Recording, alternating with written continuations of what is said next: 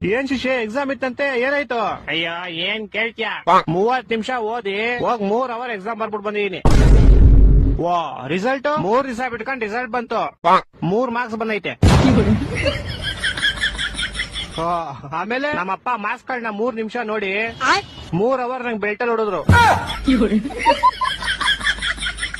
ನಿಂಗ್ ಲೈಫ್ ಅಲ್ಲಿ 3 ಅನ್ನೋದು ತುಂಬಾ ಆಗ್ಬರುತ್ತೆ ಅನ್ಸುತ್ತೆ. ಸಾಮಾನು ನಂಗ್ ಲೈಫ್ ಅಲ್ಲಿ ಏನೇನ್ ಕೆಟ್ಟದೈತೋ ಎಲ್ಲ ಹೋಗ್ಲಿ ಅಂತ 3 ನಿಂಬೆಹಣ್ಣು ತಗೊಂಡು ನಂಗ್ 3 ಸಲ ದೃಷ್ಟಿ ತಕೊಂಡು ರೋಡ್ಗೆ ಎಷ್ಟೇಪ್ಪ. ಯಾರೋ ಒಬ್ಬ ಬೈವರ್ಸಿ ಅವ್ನ ಬೈಕ್ ನ ನಿಂಬೆಹಣ್ಣು ಮೇಲೆ ಹತ್ತಿಸ್ಬಿಟ್ಟು ಸ್ಕಿಡ್ ಆಗಿ ಅವ್ನ ಬೈಕ್ ನ ತಗೊಂಡೋಗಿ ಸೀದಾ ಕಂಬಕ್ಕಿಟ್ಟ. ಬಿಡು ಹೋಗಿ ನಿನ್ ಕೆಟ್ಟದೆಲ್ಲ ಆಕ್ಸಿಡೆಂಟ್ ಅಲ್ಲಿ ಹೋಯ್ತು ಅನ್ಕೋ. ನಾನು ಹಂಗೆ ಅನ್ಕೊಂಡ್ ಆರಾಮಾಗಿದ್ದೆಪ್ಪ. ಆದ್ರೆ ಗೋಳಿ ಮಗ ಮೂಲದಲ್ಲಿರೋ ಅಂಗಡಿಗೆ ಹೋಗ್ಬಿಟ್ಟು ಯಾರ್ ನಿಂಬೆಹಣ್ಣು ಎಷ್ಟಿದ್ದು ಅಂತ ಕ್ಯಾಮ್ರಾದಲ್ಲಿ ಚೆಕ್ ಮಾಡ್ಕೊಂಡು ನಮ್ಮ ಮನೆಗೆ ಒಂದ್ 3,000 ರೂಪಾಯಿ ಇಸ್ಕೊಂಡೋದ. ನಮ್ಮಪ್ಪ ಅದೇ ಬೆಳ್ತ ಇನ್ನೂ 3 ಅವರ್ ಹೊಡೆದ್ರು.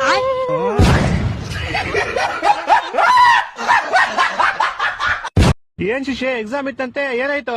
ಅಯ್ಯೋ ಏನ್ ಕೇಳ್ತ್ಯಾ 30 ನಿಮಿಷ ಓದಿ ಹೋಗ್ 3 ಅವರ್ ಎಕ್ಸಾಮ್ ಬರ್ಬಿಟ್ಟು ಬಂದಿದೀನಿ. ವಾ ರಿಸಲ್ಟ್ 3 ದಿವಸ ಬಿಟ್ಕೊಂಡ್ ರಿಸಲ್ಟ್ ಬಂತು. 3 ಮಾರ್ಕ್ಸ್ ಬಂದೈತೆ.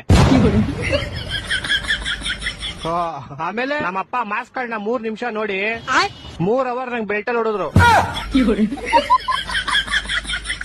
ನಿಂಗ್ ಲೈಫ್ ಅಲ್ಲಿ 3 ಅನ್ನೋದು ತುಂಬಾ ಆಗ್ಬರುತ್ತೆ ಅನ್ಸುತ್ತೆ. ಸಾಮಾನು ನಂಗ್ ಲೈಫ್ ಅಲ್ಲಿ ಏನೇನ್ ಕೆಟ್ಟದೈತೋ ಎಲ್ಲ ಹೋಗ್ಲಿ ಅಂತ 3 ನಿಂಬೆಹಣ್ಣು ತಗೊಂಡು ನಂಗ್ 3 ಸಲ ದೃಷ್ಟಿ ತಕೊಂಡು ರೋಡ್ಗೆ ಎಷ್ಟೇಪ್ಪ. ಯಾರೋ ಒಬ್ಬ ಬೈವರ್ಸಿ ಅವ್ನ ಬೈಕ್ ನ ನಿಂಬೆಹಣ್ಣು ಮೇಲೆ ಹತ್ತಿಸ್ಬಿಟ್ಟು ಸ್ಕಿಡ್ ಆಗಿ ಅವ್ನ ಬೈಕ್ ನ ತಗೊಂಡೋಗಿ ಸೀದಾ ಕಂಬಕ್ಕಿಟ್ಟ. ಬಿಡು ಹೋಗಿ ನಿನ್ ಕೆಟ್ಟದೆಲ್ಲ ಆಕ್ಸಿಡೆಂಟ್ ಅಲ್ಲಿ ಹೋಯ್ತು ಅನ್ಕೋ. ನಾನು ಹಂಗೆ ಅನ್ಕೊಂಡ್ ಆರಾಮಾಗಿದ್ದೆಪ್ಪ. ಆದ್ರೆ ಗೋಳಿ ಮಗ ಮೂಲದಲ್ಲಿರೋ ಅಂಗಡಿಗೆ ಹೋಗ್ಬಿಟ್ಟು ಯಾರ್ ನಿಂಬೆಹಣ್ಣು ಎಷ್ಟಿದ್ದು ಅಂತ ಕ್ಯಾಮ್ರಾದಲ್ಲಿ ಚೆಕ್ ಮಾಡ್ಕೊಂಡು ನಮ್ಮ ಮನೆಗೆ ಒಂದ್ 3,000 ರೂಪಾಯಿ ಇಸ್ಕೊಂಡೋದ. ನಮ್ಮಪ್ಪ ಅದೇ ಬೆಳ್ತ ಇನ್ನೂ 3 ಅವರ್ ಹೊಡೆದ್ರು.